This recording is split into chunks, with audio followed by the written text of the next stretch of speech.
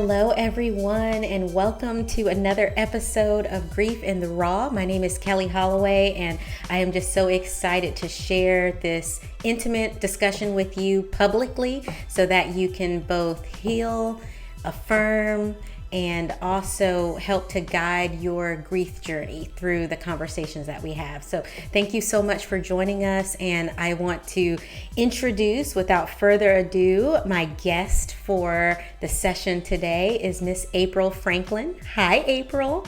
Hello, Kelli. How are you? I'm doing good. How are you? I'm doing pretty good. Good. Thank you for having me. I'm so glad to be here. Yes. And even before I give your introduction, I want to make space for, and what I always want to make space for is the grief scale. So if you've been listening to the show for a while, you know that I always like to level set and kind of start our conversation off with, where are you on your grief scale today? So number 1 is not affected by grief. I'm feeling light, I'm feeling airy, I'm not thinking in the grief zone at all the way up to 10. I'm feeling super heavy, I can barely get out of bed. I'd like to know, April, where are you on the grief scale today? I'm already tearing up, getting ready as I get ready to answer this question, because when I read the question, I didn't really realize, that I was experiencing some grief. So I'll say I'm about a 4 today. Okay. Sorry. No. Did not mean to tear up. Are you, look, listen, not just you, everybody get the tissues, right? Because we're going there. I have tissues as well. And thank you for sharing your heart and being honest with your, and being honest with your grief. Right. No, hey, listen. Number 1, maybe I should revisit the ground rules. We are not masking our grief. True. I'm not going to allow you to do that, my sister. I thank you for being here and letting me virtually hold your hand in it. And when I see you in person, I'm going to really physically hold your hand and give you a hug. Y'all, April is in Greensboro. So shout out to 336, right? Representing. I'm physically in Texas, so I'm not able to put my arms around you right now, April, but my hope is that this conversation is not just healing for the ones that tune in, but for you and I as well. So thank you for showing your heart. I will say I'm at about a 4 myself today. Just different things that are going on, the pressure to me internally rising as I start to put this content out into the atmosphere, right? It's a vulnerable, hard place to be. Like, we're not talking about fashion and sneakers. Like, we're talking about people dying and preparing for death and then the aftermath of death. So, being able to be in the right headspace for something like this, I just pray that God anoint my speech, anoint our conversation and our discussion. But it's a heavier cloak today. So I'm at about a 4, a 5. So that's interesting that we're in the same lane. And for those listening or for those watching, I want you to take stock of your own grief scale today. Are you at a 4 or a 5 with April and I? Or are you higher? Are you lower? And then I want you to tune into, why is that? If you're higher, why is that? If you're lower, why is that? And eventually, what my hope is within this grief practice is that you're able to define for yourself, what are you able to do and accomplish when you're at a 10? And the answer might be nothing, right? It might just be, I need to lay in bed and that's it. Or maybe when you're at a 1 or a 2, you're able to create. You're able to go out and go for a walk. You're able to accomplish different things than you would be able to if you were at a 10. So that's what the grief scale is about, is being able to be honest with ourselves, reflect on our emotions, move through the world as that grief scale would allow us to. And then eventually we live in partnership with it. So thank you, April. So I want to introduce officially Miss April Franklin. April is the founder of Fresh Wave Care, LLC, and the creator of the Millennial's Guide to Caregiving. the brand, y'all. She's an entire brand. April has over 10 years of experience in the healthcare field and has a strong passion for addressing the needs of family caregivers with a particular focus on reaching a new wave of caregivers, which are the millennials, and also male caregivers. So her love for working with seniors and their caregivers led her to obtain a dual master's degree in business administration and gerontology, which I'm going to need you to explain that and also pronounce that correctly for me in a little bit. After completing that program, she was instrumental in creating and developing a 501c3 nonprofit organization to meet the needs of the caregivers in her church and the surrounding community. Through that organization and through her past work as a family caregiver support specialist, April has provided support to hundreds of family caregivers and has connected them to valuable resources that empower and equip them on their caregiving journey. You all, stand up, Greensboro, NC. Miss April. Thank you, Kelli. You are welcome. You are welcome. Okay, so my first question for you is, through your experience with your own grief journey and in your very valuable work, tell us, what role does grief play in caregiving? I think this is a very nuanced question because it depends, I think, on what stage of your caregiving journey that you're in. And so for me, I'm currently helping my parents to take care of my grandparents. And so I haven't, lost them yet. However, there's something called anticipatory grief where you're like Yes. thinking about, okay, they're both in their 90s, what's going to happen in several years. You're anticipating that something may happen. Or even if you happen to be like a dementia caregiver and you're taking care of a loved one who has Alzheimer's disease or another related dementia, you're taking care of them for an extended period of time, and you don't know whenever that, their last breath will be. However, you've seen a decline in their health that's taken away their ability to process memories. So now you're grieving the life that you thought that you had with them, or your ability to make more memories with them and them to enjoy those memories. So for me, I think I've been anticipating the grief with losing loved ones. And then also, I think a unique space for a lot of millennials is grieving, I guess, the family that you thought you lost in while you're caring for a loved one, for example. So I'm not married. I don't currently have any kids, but sometimes I think about, like my parents and their generation. They got married younger, so they were able to go through caregiving journeys with a spouse alongside of them to kind of help carry some of the load and the burden. And so, as I continue to age, I'm thinking about, okay, if I have to take care of my parents in the future, what will that look like? And then grieving, just the life that you thought that you had along the way. So I think they're just different levels of grief, whether it's, grieving the actual loss of a loved one, which, I'm not comparing the grief scale with and how it how it impacts people depending on what your experience. And I'm not saying one is worse than the other. I can't Absolutely. imagine what it would feel like to, lose somebody close to me. But I think grief just really shows up in different ways and different stages, if that makes sense. It absolutely does. It's there's space for it all, right? And I love that you brought up anticipatory grief, because that's also a thing, right? Anticipating that we all know at some point our loved ones are going to pass. It's that pendulum of when, and that waiting of, okay, there's a health scare. Maybe is it now? Okay, no, we're keeping going. We're still taking care of them. We're doing the day to day, what we have to do. And then there's another hospital stay. And then is the pendulum going to drop again? And maybe at this time, have we gone through our capacity of taking them to the hospital and doing that important work? And then is this the time where they go to the hospital and they don't come back out? That is a very real area to be in. And so it's all valid. It's all valid, what you discuss. And I even want to take a step back.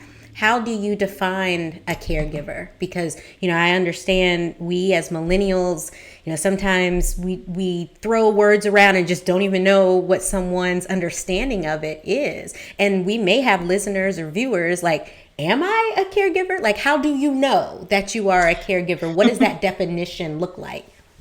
Right. A caregiver is somebody who is taking care of a loved one in some aspect, whether it's you're helping with daily medications, you're taking somebody to the doctor, or you're long distance and you're constantly calling to check on them to make sure that they're okay. Caregiving shows up in different ways, but I think a lot of times with millennials and even with older generation, when you're taking care of somebody, it comes naturally. So you don't even think that you don't even self-identify as a caregiver. You're just doing something that you feel comes naturally. Naturally going to take care of somebody if they're sick, but it does place you in a different role and kind of changes the dynamic of the relationship. So that's why it's good for people to self-identify as caregivers, because once you identify as a caregiver, you can understand that you have a unique set of burdens now placed on you, and you need help, and you need resources, and you need community and support to help you to get through that caregiving journey. Right. And so I imagine for let's talk in the realm of, because they're caregivers that are caring for children with disabilities, right? They're caregivers that are caring for aging parents or even grandparents as well in your case. So when duty calls, right, is it just and I'm speaking from a place of not knowing because I'm an only child, so it did all kind of happen so quickly that it was on me. But is there a phone call that takes place that says, hey, it's you, it's your time to shine, you are the one who's caregiving and mom and dad are moving in with you? Like, how does that happen, that a person gets designated, in your opinion, gets designated with that cloak or that badge of, I am now the caregiver for this person? I think a lot of times it happens where the individual just steps up. They are just the person to see that a need needs to be met, and then they take action and they step up and they step into that, that caregiver role. In some families, I think people might designate someone and say, "Hey, can you be the person that takes care of mom and we'll support you?" Or, it just really depends on the situation. But a lot of times, I don't think there's a magic phone call that happens. People just kind of see a need or something happens, a health event happens, health scare, something traumatic happens, and somebody sees the needs and they step up and they end up, you know, being placed into the caregiver role. Yeah. Yeah. It all happens kind of quickly there, Yeah. in some situations with those of us who have had parents with, I call them debilitating diseases that take place over time. It can be that you're a caregiver for 2-3 years. It could be that you're a caregiver for 2-3 months. But there's a weight to it that's unlike anything else, that definitely deserves to be brought more into discussions of families of if you are the caregiver, if you're that designation, how are others showing up to support you? So I think a good place to go from here, because I think that there's some of the answer is baked into this next question, but I want to know what led you to write your book. And before you tell me the answer to that, I want to show for those that are viewing, this is the beautiful book, right? And it is called The Millennial's Guide to Caregiving. It's all about you. And this is, again, by April. Look, her picture is on the back, y'all. Look at this. Look at this, right? One thing before she tells you more about the book that is brewing in my spirit that I have to get out. Y'all don't know that April actually sent me a signed copy of this book a few years ago, as I was in the throes of being in that caregiver role for my mom. She sent me a signed copy with, no other motivation but to say, I'm here and I see you And I hope that this helps. So April, with your permission, I'm going to read what you put on the inside of the book, because Sure. I'm about to cry again. I still think, listen, where are the tissues? I still think about this to this day, but this was a number of years ago. I lost my mom almost 2 years ago. So I think that this was probably around 3 years ago. She says to Kelli, keep doing the next right thing on your caregiving journey, and tell naysayers and negative Nancys to kick rocks! Exclamation point.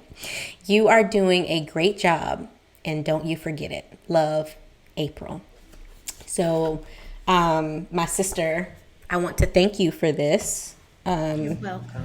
because being a caregiver can be a really isolating space, especially if you want to make different decisions about your person's level of care than maybe what your family is wanting to do, or what other folks that are a part of their village want to do. And so when you are called to do that, you're going to naturally get naysayers, negative Nancys telling you, drilling you about the next right thing. And I just remember feeling kind of in this incubator of, I have to make these decisions for my mother's level of care. And at this point, I have to drown out any of the other noise, right? And so what your book did for me was illuminate a clear path forward on how to do that, how to get that done, when I knew that I needed to first consult my mother on things that she wanted, because thank God she was of sound mind to be able to help make her decision. But secondly, I was able to reflect on the things that I was doing and document what needed to be done next. So your book really gave me the courage to do that. So I want to know from you, what made you write this and put this beautiful, beautiful, beautiful illustration out into the atmosphere. Well, during COVID, I went to stay with my grandparents for an extended period of time, and I was working from home there. And I just really could see that their level of care had declined. And so I just jumped into trying to figure out what they needed, and, was just going from here to there, trying to get their meals and medications, doctor's appointments, doing all of this. And I was still working from home. And then at the end of my stay, and when I got back, well, actually, when I got back home, I just was exhausted, and I was just thinking about everything that I did, and I kind of wrote everything down, and I said, if I'm going through this, there are probably other people who are experiencing the same thing. And I just kind of wrote down what I went through, and then wrote down some of the things or tips that I used while I was there to help me get through the time. And at that point in time, they didn't need an extreme level of care, but it was a difference in their level of care than prior to COVID. So I got on the phone call, talked to my dad and his siblings. We had a conference call, and just kind of got some of the other family members involved. And then from that, just wrote down my thoughts on paper of what I thought would be helpful for other people, or other caregivers, in particular millennial caregivers, who may be going through something similar and they don't know where to start. So it's just an introductory guide to where to start if you notice that there's a change in a loved one's care level, and what to do from there. I love it. I love it. I remember when, and as a millennial, there's that special niche of caring for yourself and your growing family potentially, or just yourself, which is also okay, and figuring out what you want to do with your life. And then here comes this boulder of, well, now you're in the middle of now potentially caring for your grandparents or for your parents. And so where does that place you? And so there again is that element of grief that comes up of, as you were saying, the life that I thought that I should be living, the life that I wanted my loved one to be living, that might not be available to me anymore. So what do I do in the now? And so I remember back in 2014, finding a therapist for that very reason. Shout out to Dr. Tammy Moore in Raleigh, North Carolina, because she sat down and explained to me, hey, you're a part of a sandwich generation. but you're sandwiched way sooner than most others are. Typically, you're in your 40s, maybe mid 40s, maybe even 50s before your children are older, and then your parents are getting older. So it's almost like they almost switch places. You've now groomed your kids. They're older, they're grown, they're gone. Now your parents are coming in, and now you are both still raising your kids, but now your primary focus is your parents. She was like, but you're sandwiched way sooner. You're sandwiched and you have a 1-year-old and you're pregnant with your next, And so it was like, or actually at that time, 2014, I wasn't even pregnant. I was just married. So I was a new bride trying to navigate, well, do I go on this trip with my husband? Or do I stay back and get my mom's prescriptions in order, and having that discussion all the time, needing to call in that additional care team of what's next? How do I prioritize? And I think that's a big question and challenge for caregivers is how do I prioritize the care that's needed for this person? So I love in your book where you discuss the care squad. And as I was reading that piece of the puzzle, I actually imagined myself sitting at a table with my mom's primary doctor. She had several specialized doctors. She had a physical therapist. She had, the folks at the pharmacy. She had special aides that would help her with getting up and getting out, all of those things. I imagined, and people at the church, everybody, even family members. I imagined myself at the table with all of them at the same time saying, okay, I have 2 really important questions for y'all. How do we preserve her life? And how can we increase the quality and decrease the discomfort? And to me, because of those writing prompts that you had, it made it, again, very clear to be able to ask those questions. And that began, or that started for me every time I would talk to a doctor, every time I would talk to a care facility or physical therapy or any of that. Those were my 2 questions. How do we preserve her life? And how can we increase the quality and decrease the discomfort? And so for me and anyone listening, if that's something that resonates with you, start asking that question, because that's, to me, the cornerstone of being a caregiver. You're caring for that person. You're that person's advocate in every single way. And then ask them as well. Mom, dad, grandma, whomever, how can we preserve your life? I want to keep you here for as long as you want to be here. How can we preserve your life? And in some instances, the answer is going to be nothing. Leave me alone, right? And so you get that too. That's a thing, right? But then you still have to sift through it, and you still got to maintain and move forward for their betterment. So I would challenge anyone to ask those questions. How can I preserve your life? And how can we increase the quality and decrease the discomfort? Because daily activity becomes an issue for those that need a caregiver moving through life. You think about all of the different things. My mom was wheelchair bound. So you think about all the things that you inhabit in your morning. You're waking up, you're getting out of bed, both feet hit the floor, you go, you brush your teeth, you turn on your radio, you do all of those things that we take for granted on the daily. There are people that exist in our world that can't do that for themselves and by themselves. I don't want to go on a tangent here, but in that caregiving scheme, one thing that made it really, really plain to me when we were meeting with some of the care team and talking about, okay, because it became clear to us at this point that mom needed someone at each part of the day, but she lived a very independent lifestyle. So she didn't want people there babysitting her, right? She wanted, her time, which was completely understandable, and we wanted to give that to her. So then they said, okay, if you don't want somebody there all the time, about what time do you pee? And about what time do you have a bowel movement? And my mom looked like, huh? Now, again, my mom was about 65.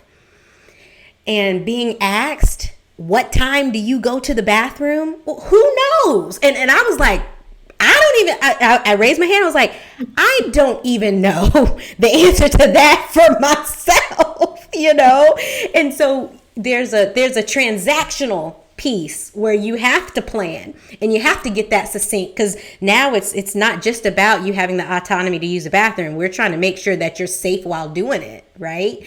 But those are the kind of hard questions that as a caregiver, at some point you've got to raise your hand. You've got to be an advocate and say, well, that's a hard question, guys. Let's say we'll have somebody there in the morning for a few hours. We'll have someone there in the afternoon for a few hours, and we'll figure it out, right? Because a lot of times the healthcare professionals, they're very black and white. And Right. so as a caregiver, you're that in between to help it all become plain. So I just wanted to share that for anybody that might resonate with some of those questions can get so personal. And you're like, Yeah. okay, God, is it me? Is it me that has to answer this question? And you have to be able to, like you did, you have to be able to translate it to your loved one in the way that they will receive it, so that they will receive the help that you're trying to give them. So Yeah. like you're saying, she might not have, the way that the healthcare professionals presented it kind of sounded off-putting, but you have to be able to give them the information so that they can accept the help that we're trying to, you're give Right. them. I think you did a Yeah. good job. Yes. Oh, I appreciate it. There's a lot that, and that's what I want to communicate. There's a lot that I did wrong, right? But there were some saving graces, right? And there was a lot that redeemable qualities. And I think sometimes when you get farther from it, you kind of laugh at those moments. And I equate that to growth. But when you're in it, it's just like, my goodness, it is a rat race. So I do want to make space for the segment that we do at the intersection of grief and social media. So with each episode, we during this segment, I share a video or quote that I've seen on social media that relates to the discussion. And so today's video that I would like to share and bring forth for everyone, this is coming from Dr. Shante Holly. Just had a session with a client that makes me want to ask you a very important question. And the question is, who raised you? And what I mean by that is some of us were raised by people who survived things like the Depression era or civil unrest in this country. And the way to survive a lot of those dynamics was through work and labor or pursuing your education. And if there was an adult in the house working, doing chores, then the child was up doing chores. Like if the adult was up, the child was not sitting down watching TV, eating cereal, playing video games. It's like, no, in this house, everybody works. And while that might have given us a really strong work ethic, what it was missing from that dynamic was the ability to rest, the ability to relax. And so many of us struggle with taking days off work, with being able to just sit around the house and do nothing without feeling like I should be doing something. I should be working on something. I should be being more productive, like I'm wasting time. Work has its place, but rest also has its place. And one of the reasons why many of us struggle to rest is because of who raised us, because they raised us with the skills to survive, but not necessarily with the skills to thrive and balance. And so if you are struggling with that, ask yourself, who raised you? Powerful. Thank you, Dr. Shante. I want to hear from you, April. What resonates with you when you hear this talk? I felt like she was talking directly to me as a millennial Right? caregiver. Right? I literally had to tell myself 2 days ago, it is okay for you to lay down and go to sleep.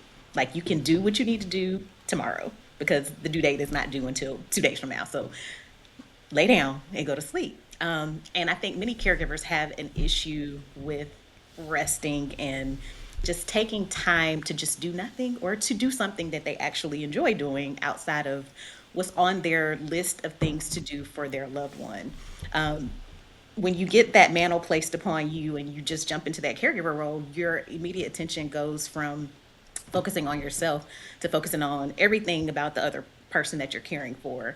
And so you don't remember to take those times to rest for yourself, which leads to burnout, which leads to health issues, all the things that you can experience from not making yourself rest or taking the time to rest. And it's just she was talking to me, and I think she's talking to all of the many millions of caregivers out there who put themselves on the back burner constantly for their loved one.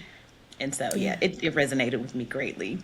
Two things in my mind when hearing that and within the confounds of our discussion, right? I think about how I always felt guilty. Like if I made a different choice other than caring for my mom, I felt guilt. I felt shame because also oftentimes in our community, as a Black woman, it is entrusted in us the care for the entire family, not just the babies, but you're your mama's child. You got to take care of her, and you got to take care of her mama before her. And it's not about adding resources to the quality of that cloth. It's about you. So whatever you were doing, put it down. And I was actually told by some relatives, you wait to live your life until after your mom is gone. That was basically, and I was like, whoa, I'm sorry, but respectfully, I can't accept that answer. That answer wasn't good enough for me. I've got to also be able to care for myself at the same time. But there was such a amount of stress and strain that comes with, okay, your parent's sick, they're moving in with you. And it's like, okay, but what if that doesn't work for me or for them? Not for selfish reasons. But my mom never wanted to live with me. She was like, you keep the house too cold. I don't want to hear your babies yelling and tantruming. So we decided to figure out other ways and other avenues, but even having some rub with making decisions for our own lives. And I'll be honest, I talked to a friend of mine who is Caucasian. And when I was telling her about all of, the things that were going on and how my family wanted me to move my mom in with me and all of these things. And in essence, their suggestions were out of love, right? It was all about caring for her. So that they weren't wrong in that. It was the approach that was tough to swallow. But she said to me, so wait a minute, when your mom gets sick, your relatives just expect you to take care of her? And I was like, yeah. And she was like, and I said, well, what would you do? And she was like, oh, me and my sister would get on a call and we'd find the closest home that was really good. And then we'd split the cost and nobody would say anything about it. It would just be what was expected. And I was like, whoa, that's such a culturally different perspective on the same situation. And I was like, are other people experiencing this? And so as I dug a little deeper and had more conversations, it was absolutely, it's on you, sis. And so to me, that's a very hard pill to swallow, but also something that I feel needs to be picked apart, and exactly why I'm doing what I do to make sure that folks that understand, if you are a caregiver, regardless if your parent is moving in with you or what it is that, whatever avenue it is that you are caring for them, you deserve and require help because you're going through this anticipatory grief. You're going through the day-to-day of helping them, but also living your life. You deserve help, sis. Don't do it by yourself. You were never meant to shoulder it by yourself. And so I'm hoping that this conversation resonates with someone that is contemplating, do I have to just do it by my... No, you don't. Farm it out. Create the care squad. Bring people to the table so that it's not just you alone. So I think that's super important. And furthermore, after my mom passed, there still was this piece of the puzzle. It was almost like having an arm and then not having that arm, but then feeling like you still have that arm, right? Like still reaching for the cup of coffee, but there's no arm there. So I still was having those moments of, can I go to the store right now? Like, can I go shopping right now? Like it was really hard for me to leave this frame of mind of outside of serving. I was so accustomed to, that was the pattern of my life, was serving my mom. And so then when she passed, there was this identity crisis of, if I'm not a caregiver, who am I? So I think it has a ripple effect, whether you're in the throes of caregiving now, or if you're in the aftermath of caregiving. There's an additional piece to your grieving That's not just grieving the loss of the loved one, but grieving the loss of pushing the wheelchair. I never thought I would Yeah. miss pushing a wheelchair, and I do. And I know that there will be a time that God makes idle hands move again. Perhaps there's a way, of course, for me to put my hands to good work on behalf of serving someone else. But until that time, I'm gonna enjoy the rest. I'm gonna enjoy the rest. April, what's the biggest challenge you faced as a caregiver advocate? I would say getting caregivers to ask for help is a really big challenge. And I say that as a caregiver who had to learn how to ask for help. You're just so used to doing everything by yourself. Sometimes people don't do things the way you would like for them to do it, or you just have so many things to do, you just don't even think to ask for help. So, getting people to realize that it is okay to ask for help. You're not failing as a caregiver if you do ask for help. Um, and if somebody does not help you in the way that you would have expected them to help, make a note of it and then go find somebody else who can get support you or give you the help that you need. I think that's one of the biggest challenges that I've seen as a caregiver advocate, and really just getting the message across to people so that they can self-identify as caregivers, so that they know that there are resources out there. There's so many resources out there that I don't think people are aware of. So that has been a challenge, to get people informed, to get them connected to the resources, and just letting them know that they don't have to go through this alone, as you mentioned before. Yeah. So I'm sure there is a level of pride from your own parents and from your grandparents and your church community. Talk to me about how they have received both your book and your advocacy. Yes, I'll say it's just really, it makes my heart smile. It makes my heart smile when I think about my grandmother.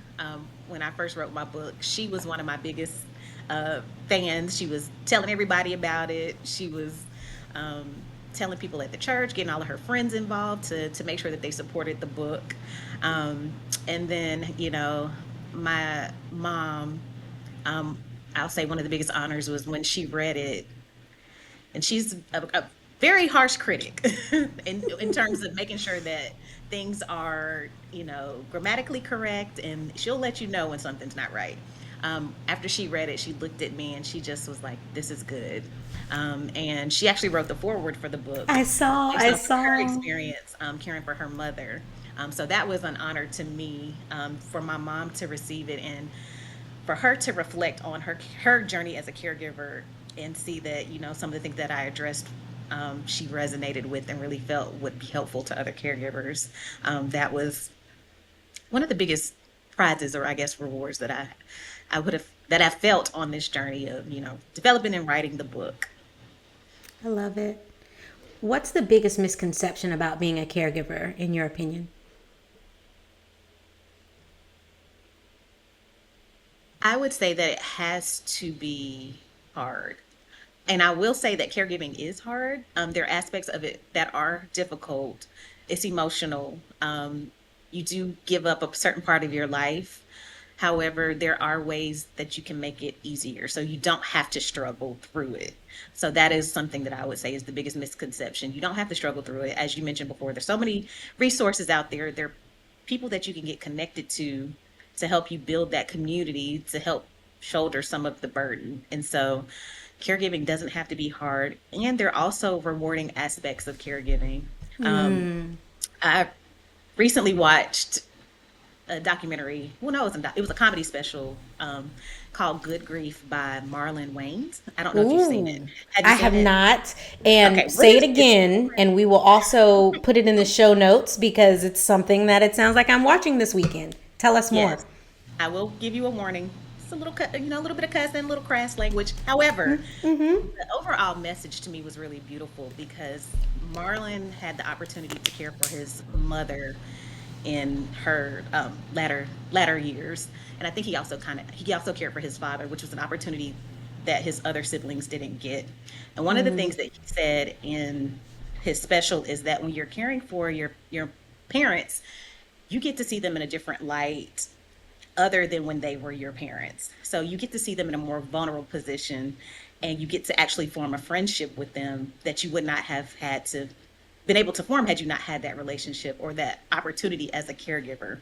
So sometimes caregiving can also lead to those intimate moments with their loved one, helping to see your parents in a more human light, building those relationships. I think those are the rewarding parts of the journey, that sometimes get overlooked because it's a difficult thing to go through sometimes.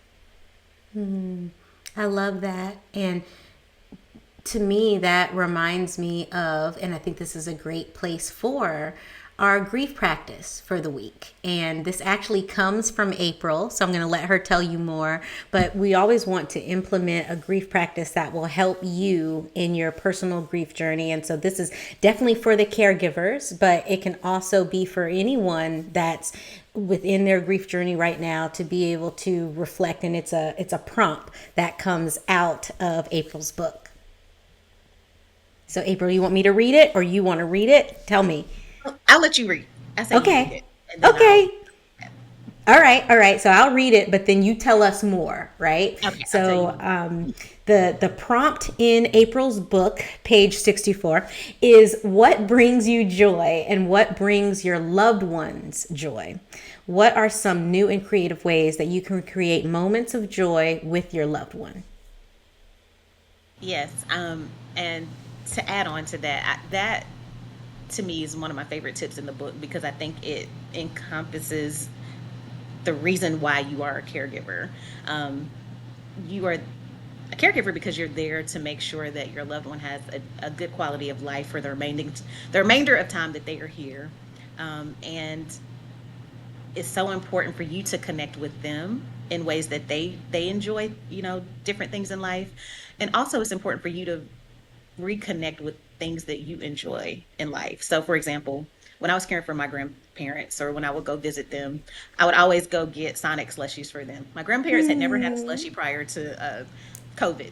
And so I implemented that as a routine. And so every time that I go back now, my grandmother would say, "Oh, can you go get me a slushie?" So I'll go What get them a flavor? Sonic What's slushie. what's the flavor? What's the flavor choice? Her favorite flavor is strawberry, and then we'll get my grandfather a sugar-free peach slushie.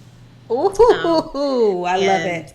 it's very simple, but it's something that, I just thought of in the moment, and it turned out to be a reoccurring moment and something that my grandmother actually really enjoyed. And so I'll have those memories to last me for a lifetime. So it can be something simple or something big, but just you have to make sure you're intentional about creating those moments, finding something that your loved one likes to do, and incorporating that into something that you enjoy as well. I love that. That's good, April. That's good. Thank you. I think there's a occurrence that takes place where you realize there's going to be a separation, right, between you and your loved one once they pass, and you want more good examples and great, joy-filled instances than not, right? So fill it up with joy. I know it's hard, but fill that well up with joyful moments, and you reminding us of that and telling us to write the vision, make it plain, right? In that way, we can live in that recognition of we're making that choice to be joyful, even when the situation can be hard. So I appreciate that, and I thank you for allowing us to use your prompt as our grief practice for the week. As we end, I'm going to give you some rapid fire questions, and this is a way for our audience to get to know you a little bit better. The point of this is answer quickly without much thought. Are you ready, Okay. April Franklin? Okay. All right. Outside of being an advocate to caregivers, what else are you advocating for these days? Good food. Ooh, yes. I love good Good food. answer. Good answer. You're throwing a millennial kickback. What's the first song you play to get the party started? Back That Thing Up by Juvenile. Hey!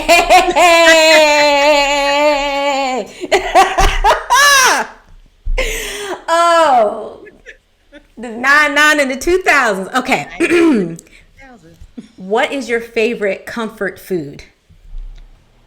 Cake.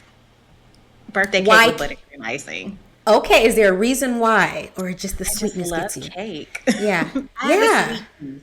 I love sweets, but birthday cake with buttercream icing, not whipped, buttercream is my favorite. Yes, love it. Okay, as a caregiver, you have 2 free hours. Do you go to the movies or do you go to the spa? Going to the spa and I'm getting a massage because I Nice, might sleep nice through the choice. movie. Woo! Ain't that the Might as truth? well sleep while you're getting a massage. Oh my gosh. Okay, April, what brings you joy? I'll say trying new and adventurous things brings me joy. So I went zip lining before and that was a lot of fun. So I just like discovering new and different things to do, activities like that. I think that's what brings me joy.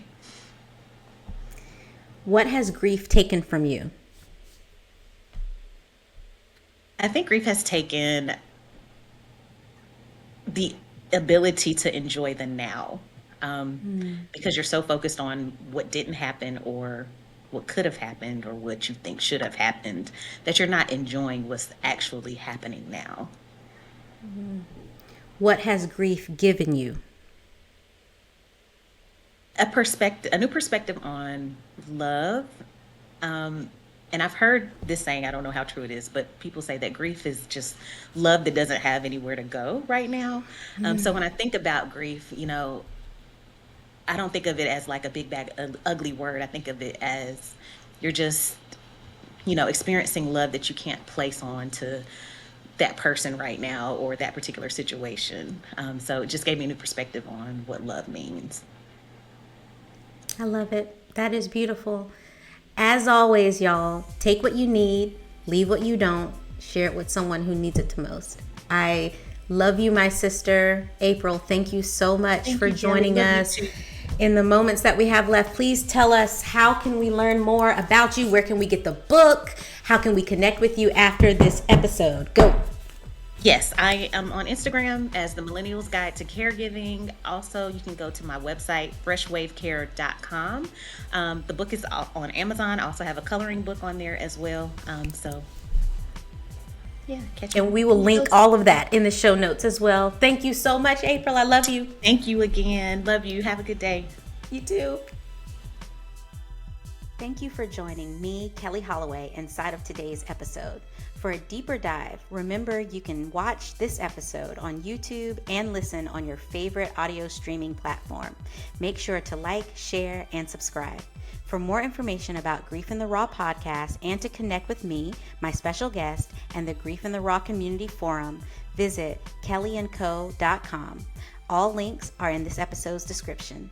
Tremendous thanks to the producer of Grief in the Raw, Miss Bethany Anderson, and major shout out to Jeffrey Smith, who curated the soundtrack for the pod.